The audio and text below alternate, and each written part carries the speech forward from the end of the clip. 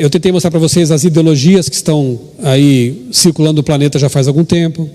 Algumas preocupações com os conteúdos midiáticos, né, que são disseminados nos vários meios de comunicação. Repito, não estou aqui satanizando o meio.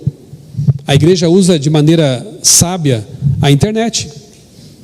Eu dou estudo bíblico pelo WhatsApp, hoje em dia, pelo Zoom. Então a gente usa esses meios.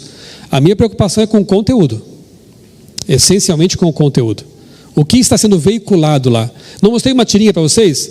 Hoje eu uso história em quadrinhos, não uso mais que estou sem tempo, mas eu e um amigo lá da CPB, vou mostrar daqui a pouquinho para vocês umas tirinhas aí. Nós, durante um bom tempo, fizemos tirinhas, quadrinhos, mas com que tipo de conteúdo? Criacionismo.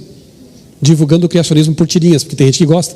Então, você tem que usar sabiamente os recursos que são lícitos, disseminando conteúdos que edificam. Isso sim. Talvez quando a Bíblia passou a ser códice, alguns tenham dito assim: ah, não pode ser livro, tem que ser papiro ou pergaminho. Ah, que absurdo, livro. Aí virou livro, que prático, né? Aí quando começou a surgir Bíblia em CD-ROM, não, tem que ser livro. Mas veio o CD-ROM e veio o celular com Bíblia, né? Assim, aplicativos, né? Então, é a Bíblia, é a palavra de Deus. A plataforma muda, mas a palavra é a palavra de Deus. Então, repito, a nossa preocupação maior é com o conteúdo veiculado nos meios. Ok? Embora McLuhan também dissesse o seguinte, que o meio também é a mensagem. Agora eu entro na questão das telas. Porque aqui, até o que pode eventualmente ser bom, tem problema. Quando o uso é exagerado. Então, daqui para frente eu também vou lembrar para vocês que o meio também pode ser a sua mensagem, tá? Não é só o conteúdo, aqui o uso também tem a ver. Obrigado, irmão. Eu quero recomendar para vocês, porque o tempo aqui não daria para a gente explorar todo esse conteúdo, dois vídeos lá no YouTube. Anote aí. Um deles está no canal do Consultório de Família da Novo Tempo. A Darleide entrevistou a professora, a doutora Thalita Silva. Olha, é um nome que eu recomendo assim, para qualquer igreja trazer para fazer palestras, tá? Uma educadora, trabalhou 40 anos na educação adventista, ela é pedagoga pela Universidade Federal do Amazonas, mestre e doutora em educação pela PUC de Campinas. E está nesse programa também o doutor Adalto Garcia, que é pedagogo, mestre em psicologia, doutor em psicobiologia pela USP e professor de psicologia no nosso curso de psicologia lá do NASP Campus Hortolândia. Muito boa essa conversa deles aí. Vale a pena. Vai lá no Consultório de Família. Acho que se você colocar Thalita Silva, já vai localizar o programa em que eles estão. Recomendo para vocês esse conteúdo. Esse é da igreja, né? O outro agora, não. São especialistas aí, acadêmicos, autores de livros, e você pode procurar no canal, deixa eu aumentar aqui, no canal Família, Amor e Cuidado. Quem são? O José Martins Filho é médico pediatra, e ele conversa com a psicóloga clínica Cibele Passos Zucchello, que é autora de livros também. Muito bom esse conteúdo, gente. Chega a ser até assustador pela clareza com que eles falam do assunto.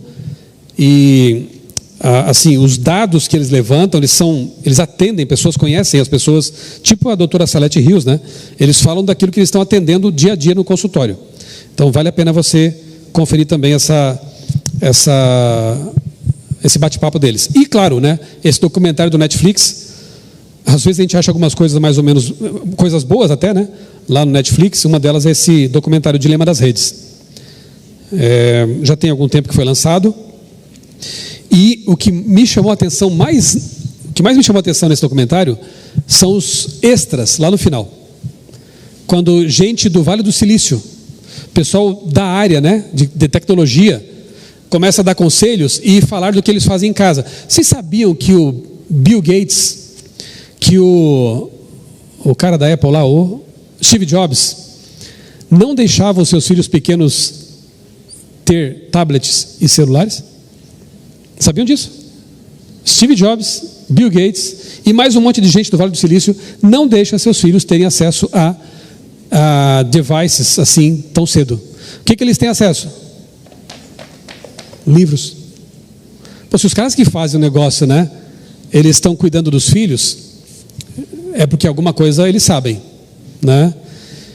E nesse dilema das redes a gente vê no final lá um pessoal profissional lá da Netflix, da gente do Instagram, do Google, da Apple, testemunhando. É quase isso, é um testemunho desse pessoal. Assista, ajuda também a trazer algumas ideias interessantes aí para sua mente aí, tá? 2 livros que eu li também para fundamentar essa minha palestra e que eu recomendo a vocês. Um do Nicholas Carr, é o que a internet está fazendo com os nossos cérebros, a geração superficial. A geração superficial. E o outro, que foi lançado não faz tanto tempo, do Michel Desmoulins, ele é um francês. O cara é neurocientista e não sei se ainda dirige, mas dirigiu o departamento, seria o correspondente ao Ministério da Saúde do Brasil. O homem é fera. Michel Desmoulins. A fábrica de cretinos digitais. Os perigos das telas para nossas crianças. Ele que ajudou a popularizar uma descoberta recente e preocupante. Pela primeira vez na história, os filhos estão com o QI menor do que os pais. Ao longo da história era uma crescente, porque os filhos tinham mais acesso à informação, conteúdo, né? Facilidade para aprender línguas do que a nossa geração. Mas agora aconteceu isso aqui, ó, caiu. Será que vai continuar caindo? Quais são os motivos? Por que está acontecendo isso? Ficaram alarmados, preocupados. Pela primeira vez na história, uma geração, os filhos atuais, tem um QI menor do que os pais. E o Michel trabalha isso tudo aqui no livro dele. Ele deu uma entrevista para a BBC Brasil, para a BBC News Brasil, e eu vou ler alguns trechos para vocês agora dessa entrevista do Michel, que, como eu disse, é neurocientista, diretor de pesquisa do Instituto Nacional de Saúde da França e passou por centros de pesquisas como o MIT e a Universidade da Califórnia, a UCLA, só para você ter uma ideia do currículo do homem, né? Ele diz assim, ó: mesmo que o tempo de tela de uma criança não seja o único culpado, isso tem um efeito significativo em seu QI. Vários estudos têm mostrado que quando o uso da televisão ou videogame aumenta, o QI e o desenvolvimento cognitivo diminuem. As causas também são claramente identificadas. Gente, só um detalhe aqui, eu não sei se tem tomada aqui perto, e se teria alguém com um cabo longo o suficiente, porque o meu celular já está dizendo que vai acabar a bateria. E eu não consigo ver aquela telinha lá. Se alguém tiver e puder me socorrer, iPhone, é só ligar aqui, se alcançar lá também. Tá bom? Antes que ele apague aqui, né? Vamos lá. Quanto mais aumenta o consumo de TV, videogame e etc., o QI e o desenvolvimento cognitivo diminuem. As causas também não são claramente identificadas. Quais? E ele então vai falar sobre essas causas. Veja só. Diminuição da qualidade e quantidade das interações intrafamiliares, essenciais para o desenvolvimento da linguagem e do emocional. Gente, é pedra clamando, você percebe? O que a gente aprende desde sempre na igreja? Que as refeições têm que ser feitas à mesa, conversar naquele momento, muitas vezes é a hora de atualizar. E aí, filho, como é que foi na escola? Conta para mim. E enfim, né? Mas hoje em dia muitas famílias vão para a mesa com o celular e já não tem mais tempo nem de sociabilizar.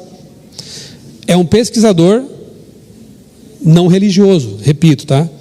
São as pedras gritando. Que mais? Diminuição do tempo dedicado a outras atividades mais enriquecedoras, como lição de casa, música, arte, leitura de livros e etc. Perturbação do sono, que é quantitativamente reduzido e qualitativamente degradado. Superestimulação da atenção, levando a distúrbios de concentração, aprendizagem e impulsividade.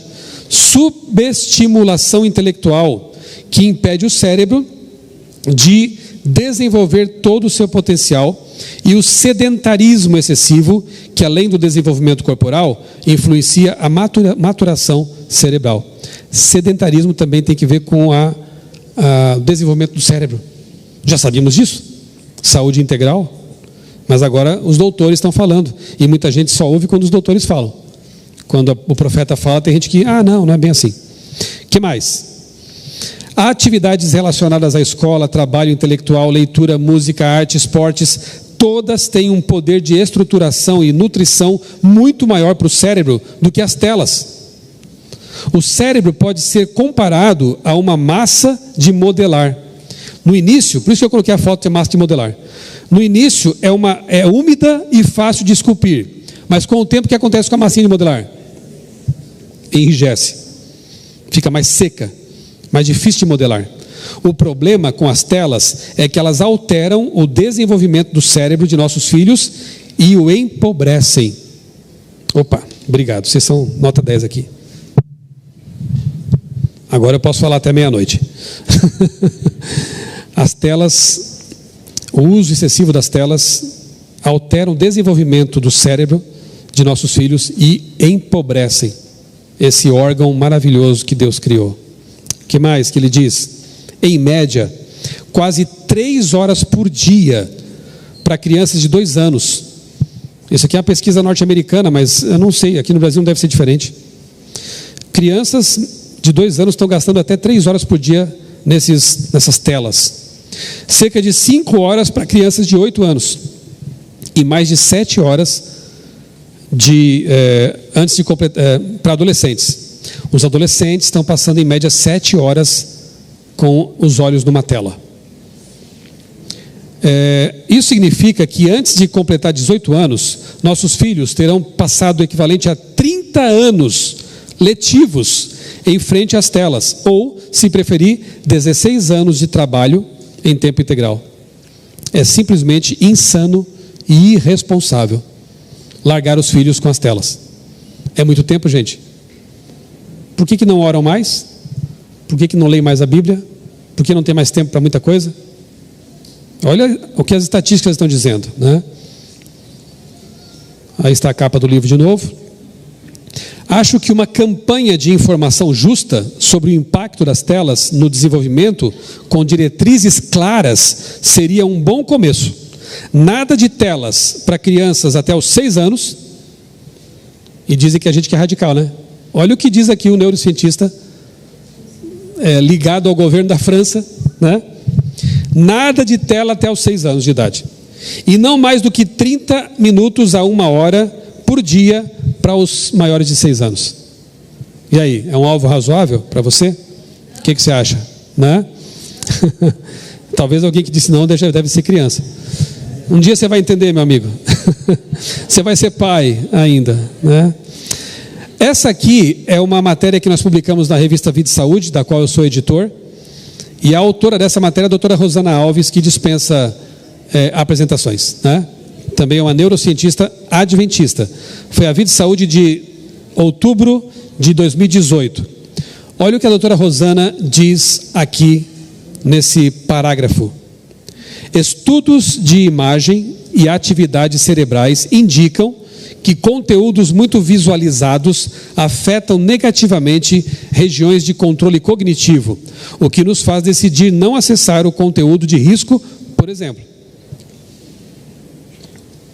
diminuindo a capacidade de rejeitar conteúdos prejudiciais. Essa perda de controle cognitivo reflete a imaturidade do córtex pré-frontal na adolescência, que a gente já sabe, né? É importante que os responsáveis chequem o conteúdo que os adolescentes estão acessando, pois nessa fase da vida, o simples fato de um conteúdo ter sido visto muitas vezes é o suficiente para diminuir a capacidade de rejeitar conteúdos sabidamente impróprios. Resumindo, não é só por ser um conteúdo ruim, é a repetição, o excesso, que torna o cérebro fragilizado. Então, o monitoramento tem que ser não só com conteúdo, mas com o tempo de exibição, como a gente já sabe. Eu mostrei autoridades seculares e agora uma autoridade adventista dizendo a mesma coisa. Eles estão em concordância nesse ponto, né? Essa tabela aqui é alarmante, tá? Ela foi apresentada pela doutora Thalita lá e pelo irmão dela naquele programa da Darleide. Na verdade, é uma palestra que a doutora Thalita apresentou lá no NASP recentemente. Isso aqui vem da Sociedade Pediátrica Canadense e da Academia Americana de Pediatria. São guidelines, são recomendações que eles estão dando em relação ao consumo de tecnologia. Aí você vai ver como a gente às vezes até é muito permissivo em comparação com o que essas organizações, né, estão dizendo que seria o ideal. Veja lá, ali você tem na tabela, abaixo da linha verde ali, verdinho, claro, você tem de 0 a 2 anos, depois de 3 a 5 anos, 6 a 12 anos, 13 a 18 anos. Então, quanto deveriam consumir os jovens, crianças, em cada idade? Vamos ver ali na terceira coluna.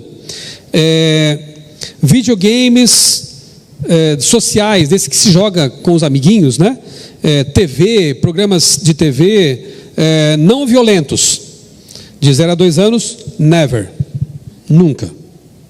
3 a 5 anos, ok. 6 a 12, 13 a 18, ok. Vamos adiante. Programas não violentos e videogames desses sociais, que eles chamam de pro-social ali, né? 0 a 12, nunca. 3 a 5, nunca. 6 a 12, no máximo 30 minutos por dia.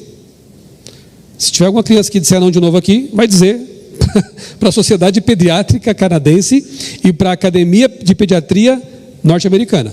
Não sou eu que estou falando isso. Crianças de 3 a 5 anos, de 0 a 2, jogos de videogame, nunca.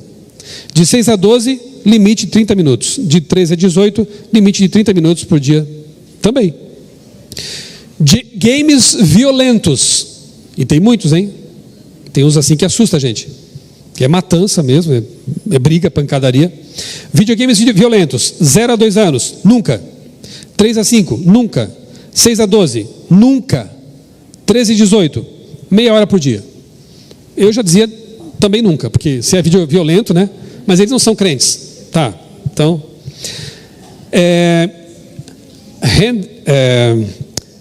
devices, telas, né? Tipo celular, tablet. Uso de tablets e celulares. 0 a 2, nunca. 3 a 5, nunca. 6 a 12, nunca. 13 a 18, ok. Eu fiquei com a minha alma lavada, porque o meu filho tem 12 anos e não tem celular. Eu vou mostrar para ele isso aqui. Um dia eu falei assim para ele: pai, poxa, eu já tenho 12 anos, não tenho celular. Todo mundo lá na minha sala tem. Aí eu corri um risco, eu falei: todo mundo? Faz uma pesquisa lá. No dia seguinte ele voltou: pai, 4 não tem, você é um deles. Aí eu falei: filho, tá vendo, filho? Tem outros 3 pais que se preocupam com seus filhos tanto quanto eu me preocupo com você.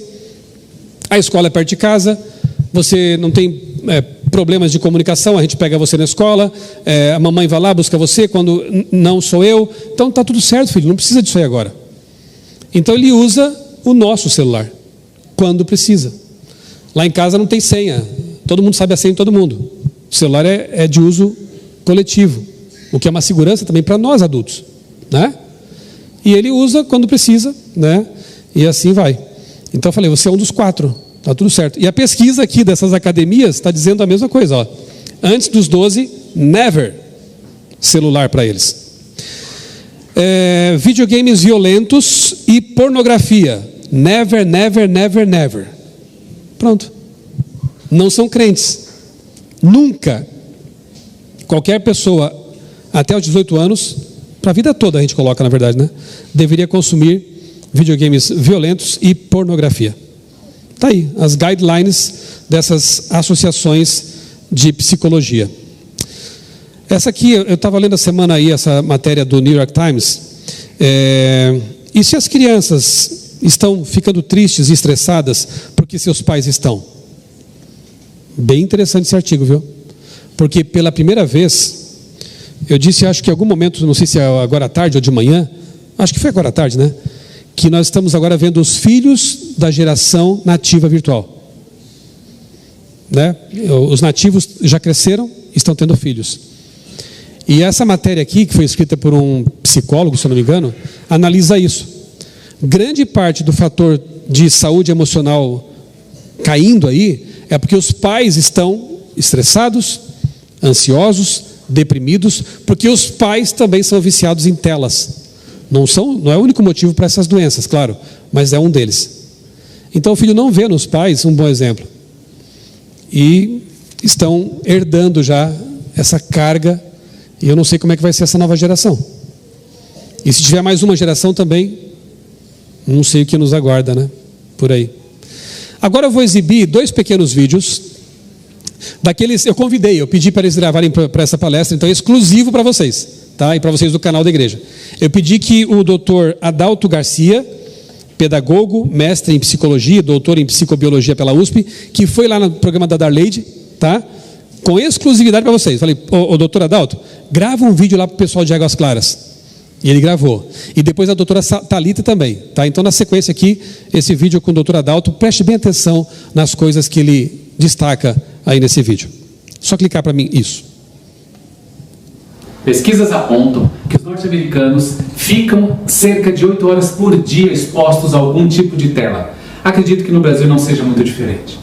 Ellen White escreveu, e eu leio, é lei, tanto da natureza intelectual como da espiritual, que pela contemplação nos transformamos.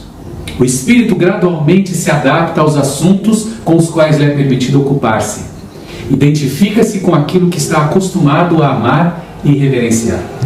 Nós costumamos ocupar mais nosso tempo com aquilo que amamos. A questão é que, por ficarmos muito tempo expostos às telas, o nosso cérebro está sendo programado de uma forma que a nossa mente agora espera receber as informações da maneira como a internet as oferece, ou seja, de uma forma rápida e superficial. Em outras palavras, eu diria, nós programamos os nossos computadores e agora eles estão nos programando. Eu pergunto, um computador é capaz de lidar com questões como administração de conflitos, habilidades sociais? Dessa forma, essas áreas do nosso cérebro estão sendo limitadas, prejudicadas. O autor do livro A Geração Superficial, Nicholas Carr, escreveu sobre si mesmo. Antigamente eu era um mergulhador em um mar de palavras. Agora deslizo sobre a superfície como um sujeito com um jet ski. Muita informação de forma rápida, porém superficial.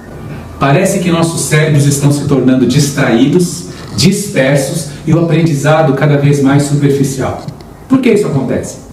Os dados precisam ser transferidos da memória de trabalho para a memória de longo prazo para que aconteça a aprendizagem real. Mas para que isso ocorra, é preciso que haja síntese de proteína.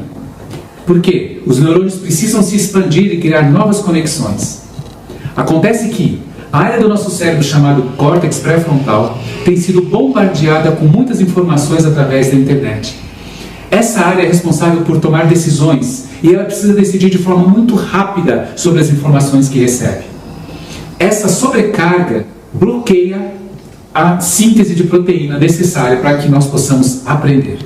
O que parece é que a internet está desbastando a nossa capacidade de concentração e contemplação. Eu te pergunto, o que é necessário para criar o canal de comunicação, de conexão e o Espírito Santo possa agir na sua mente e mudar o seu caráter?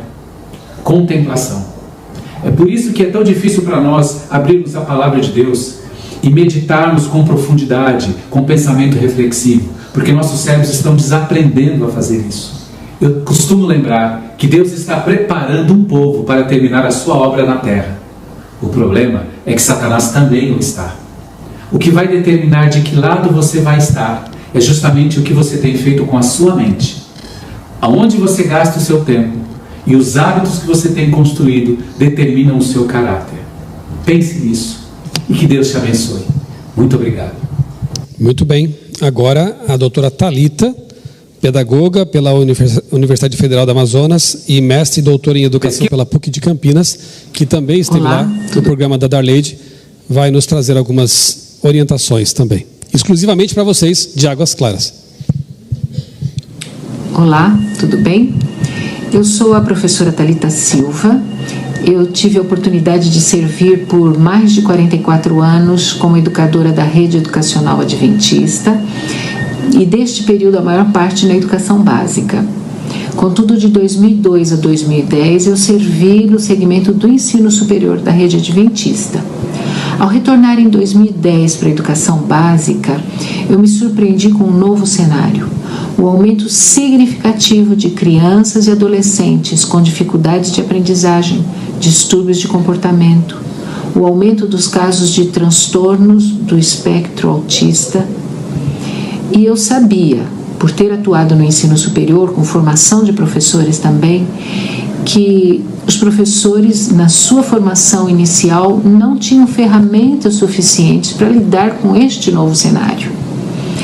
A minha preocupação foi em procurar as causas para esta nova condição que eu encontrei ao voltar para a educação básica. Eu tive a oportunidade de encontrar na literatura, principalmente fora do país, estudos que apontavam a relação entre o uso de tecnologia e o baixo desempenho escolar. Mas hoje, passado já mais de 12 anos, há estudos conclusivos que mostram que a performance escolar está altamente relacionada com o uso excessivo de telas ou a baixa performance escolar. Mas além do comprometimento cognitivo, os estudos têm confirmado que a saúde emocional, a saúde física, relacionamento social, todas as dimensões da vida de uma criança e de um adolescente têm sido implicadas pelo uso excessivo das telas. Por isso, eu acredito que está no tempo de nós nos debruçarmos e estudarmos com bastante seriedade e discernimento essa temática, pois eu creio que nós precisamos preparar as novas gerações para que elas sejam aquelas que darão a última mensagem de advertência ao mundo agonizante. Para isso, elas precisam ter a mente clara, aberta para a atuação do Espírito Santo. Que nós possamos dedicar tempo e energia para estudar este tema com muita cautela. Que Deus abençoe aqueles que têm se debruçado sobre essa temática. Amém. De novo, eu não quero aqui me apresentar como modelo para ninguém. Nós estamos lutando juntos, né, para educar nossos filhos, preparar essa geração para a volta de Jesus. Eu só quero compartilhar com vocês o que a gente tem feito lá em casa, minha esposa e eu. Especialmente agora com o Micael, né, que é o mais novo, que está nessa fase de formação do lóbulo pré-frontal e tudo mais, né? Aí nessa foto não está a filha mais velha, que mora no outro estado, em Santa Catarina, e faz faculdade lá.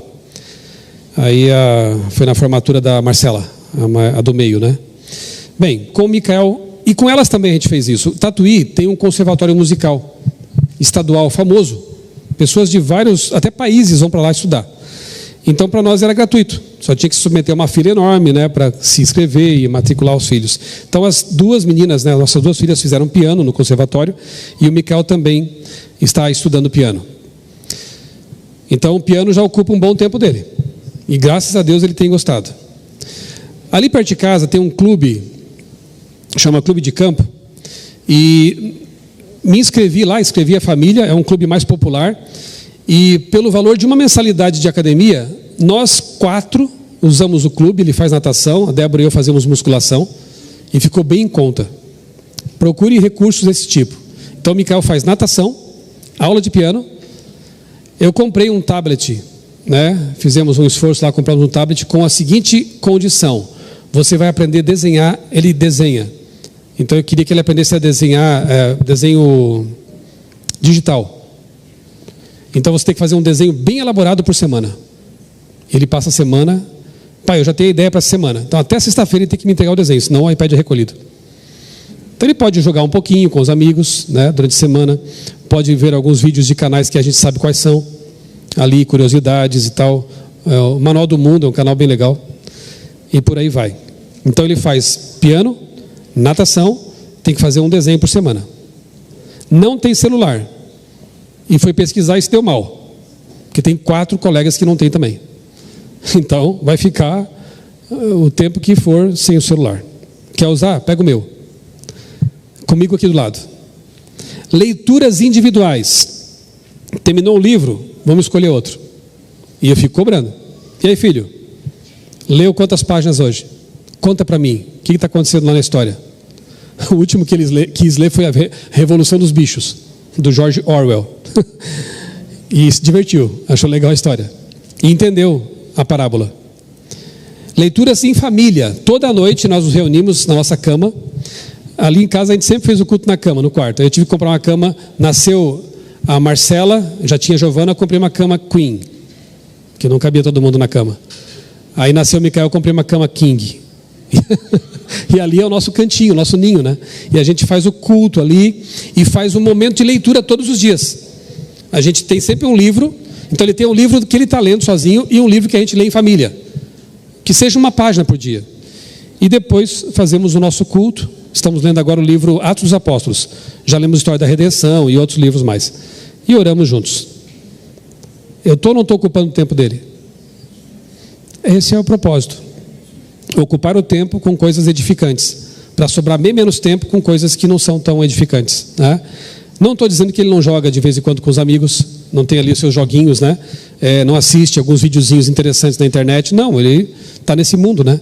Mas a gente tenta suprir outras atividades que vão desenvolver o lóbulo pré-frontal de forma sadia para o filho. Repito, não é modelo, eu posso estar errando e com certeza estou errando em muitas coisas, mas nós estamos tentando, e eu estou compartilhando com vocês algumas ideias, algumas possibilidades.